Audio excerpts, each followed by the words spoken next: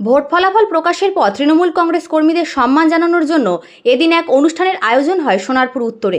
যাদবপুর থেকে সায়নী ঘোষ সাংসদ নির্বাচিত হওয়ায় এই অনুষ্ঠানটির আয়োজন হয়। সোনারপুর উত্তর বিধানসভা এলাকায় যে সমস্ত কর্মীরা অক্লান্ত পরিশ্রম এবং সদা সর্বদা পাশে থেকেছেন, সেই সাথে তৃণমূল কংগ্রেসকে ভালো লিড দিয়েছে, সেই সমস্ত বুথ কর্মীদের এবং বুথ সভাপতিদেরকে নিজের হাতে সংবর্ধনা দিলেন যাদবপুরের সাংসদ সায়নী ঘোষ। এদিনের অনুষ্ঠানের উদ্যোক্তা মূলত সোনারপুর উত্তর বিধানসভার বিধায়িকা ফিরদৌসী বেগম এবং সাংগঠনিক প্রধান নজরুল আলী মণ্ডল।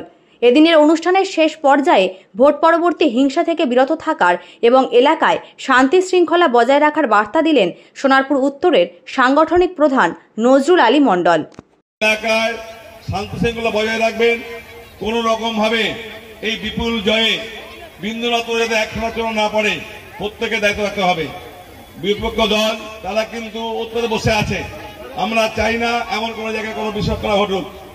সবাইকে অনুরোধ করব, প্রত্যেকটা কাউন্সিলর, প্রত্যেকটা পৌরপিতা, পৌরমাতা, পঞ্চায়েতের প্রধান, উপপ্রধান, সদস্য যারা আছেন তাদেরকে অনুরোধ করব, আপনার এলাকার আপনার বুথে শান্তি শৃঙ্খলা যাতে 100% বজায় থাকে সেদিকে লক্ষ্য রাখবেন। প্রয়োজনে অসুবিধা হলে আমাদের জানাবেন, পুলিশকে জানাবেন। কোন রকম ভাবে কোনো বিশৃঙ্খলা যাতে না হয় সেদিকে লক্ষ্য রাখবেন। আমরা কোন রকম কোনো বিশৃঙ্খলা বরদাস্ত করব না। ধন্যবাদ।